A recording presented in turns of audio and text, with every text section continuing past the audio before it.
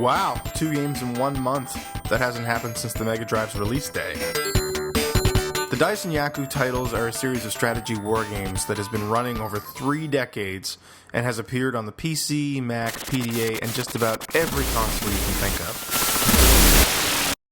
This is pretty deep stuff. Choose your side in your map and go to work defeating the opposing forces by controlling ground, air, and sea-based units.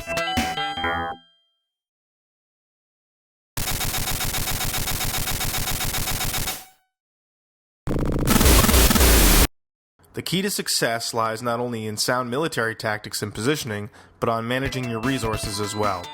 Don't run mechanical units out of fuel or infantry units out of food, and be sure to take over any urban areas you find throughout the map.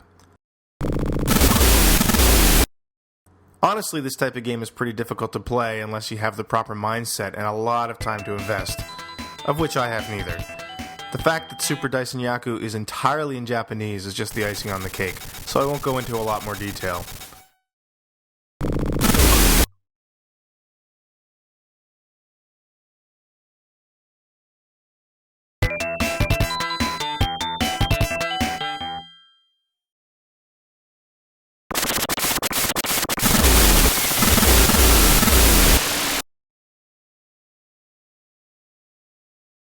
I will point out, though, that Super Daisenryaku represents another interesting tactic employed by Sega during the early days of the Mega Drive.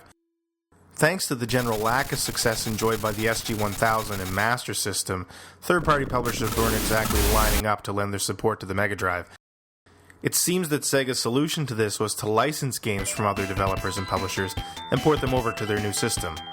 I'm not positive, but I think this game represents the first example of that.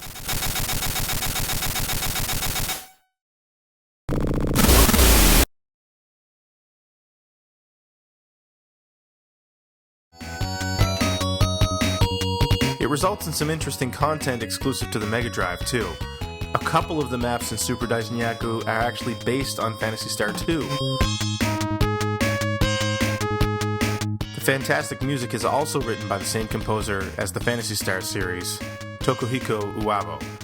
If you listen closely, you can definitely hear the similarities.